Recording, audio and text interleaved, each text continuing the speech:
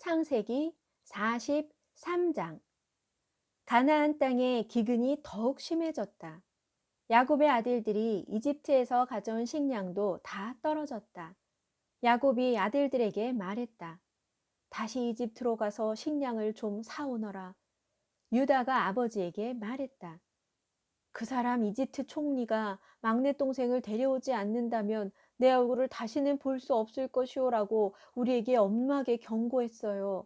그러니 아버지, 막내 동생을 우리와 함께 보내주세요. 그렇게 하신다면 우리가 이집트에 가서 식량을 사오도록 하겠습니다.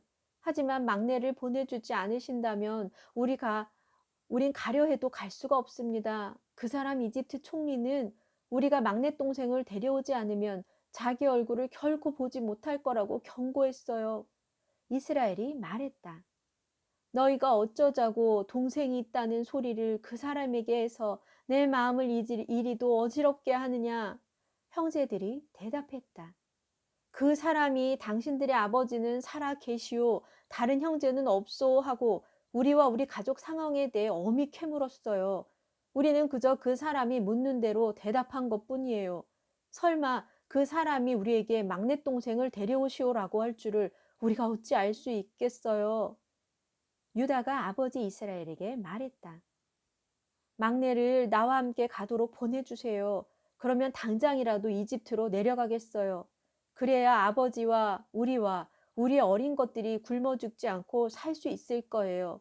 막내는 제가 기필코 보호하겠어요. 그 아이는 제가 책임지겠어요. 만일 제가 그 아이를 다시 아버지께 데려오지 못한다면 그 벌을 제가 평생토록 받겠어요. 우리가 지체하지만 않았어도 벌써 2번은 이집트에 다녀왔을 거예요.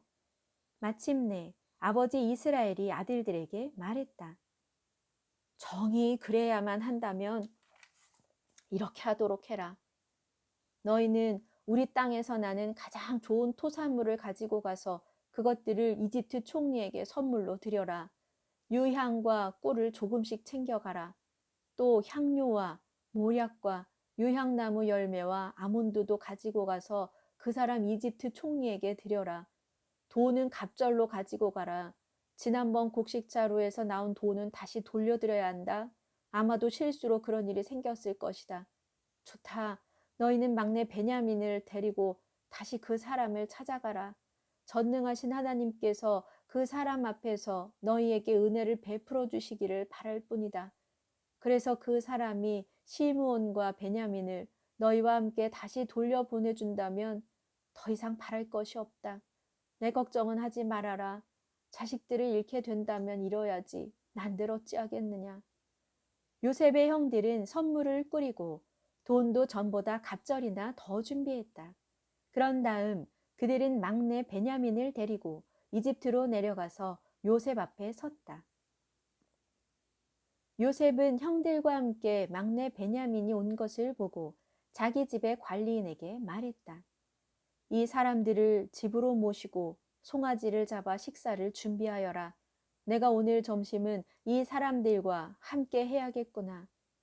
관리인은 요셉이 시킨 대로 그 사람들을 요셉의 집으로 안내했다. 요셉의 형제들은 요셉의 집으로 안내받아 가면서 두려운 마음이 들었다. 그들은 서로 수군거렸다. 분명 지난번에 우리가 이집트에서 집으로 돌아갈 때 자루 속에 들어있던 돈 때문이야. 그걸 빌미로 이집트 총리가 우리를 노예 삼으려고 끌고 가는 것이 확실해. 우리의 나귀도 다 빼앗아 가겠지. 요셉의 집 문 앞에 다다르자 요셉의 형제들은 요셉의 집안일을 하는 관리인에게 말했다. 날이 사실을 말하자면 우리가 전에도 곡식을 사러 온 적이 있습니다.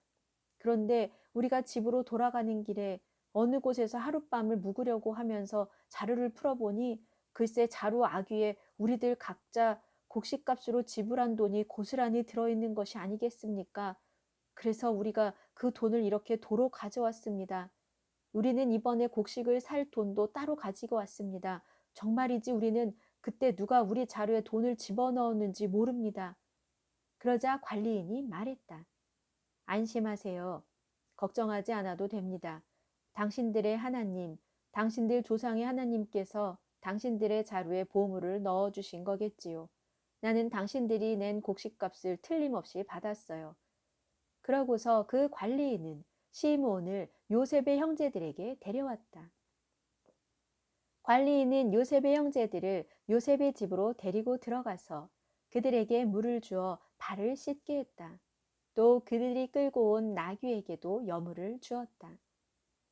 요셉의 형제들은 자신들이 요셉의 집에서 점심을 먹게 될 것이라는 말을 들었으므로 정오에 도착할 요셉을 기다리면서 그에게 줄 선물 꾸러미들을 잘 챙겨 놓았다. 요셉이 집으로 오자 요셉의 형제들은 각자 집 안으로 가지고 들어온 선물을 요셉에게 바쳤다. 그리고 엎드려 요셉에게 절을 했다. 요셉은 그들에게 그동안 잘 지냈는지를 묻고는 말했다. 당신들이 예전에 말했던 연로하신 아버지는 잘 계시오? 그분은 아직 살아 계신가요? 요셉의 형제들이 대답했다. 예, 저희 아버님은 아직 살아 계시고 여전히 건강하십니다. 그러면서 그들은 모두 머리 숙여 다시 요셉에게 절을 했다. 요셉은 자기 친어머니에게서 난 친동생 베냐민을 보고 말했다. 이 아이가 바로 당신들이 전에 말했던 그 막내 동생이요? 그러고는 베냐민을 향해 말했다. 얘야, 하나님께서 내게 은혜 베풀어 주시기를 빈다. 요셉은 자기 친동생을 보자 북받쳐 오르는 감정을 억누를 수 없었다. 요셉은 자기 방으로 가서 한참을 울었다. 요셉은 세수를 하고 다시 자리로 돌아왔다. 감정을 억누르면서 점심을 차려오라고 명했다. 요셉의 집에서 일하는 사람들은 요셉의 상을 따로 차렸다. 요셉의 형제들에게도 따로 상을 차려주었고 요셉의 집에서 일하는 이집트 사람들에게도 따로 상을 차려주었다. 이집트 사람들에게는 히브리 사람들과 함께 음식을 먹는 것이 금기 사항이기 때문이었다.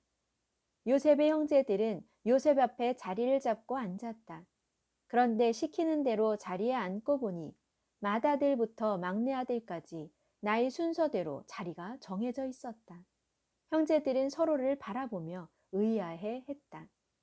요셉은 자기 상에 놓인 것들을 형제들에게 가져다 주게 했다. 특별히 베냐민에게는 다른 형제들보다 5배나 더 많이 주었다. 요셉의 형제들은 요셉과 더불어 먹고 마시면서 즐거워했다.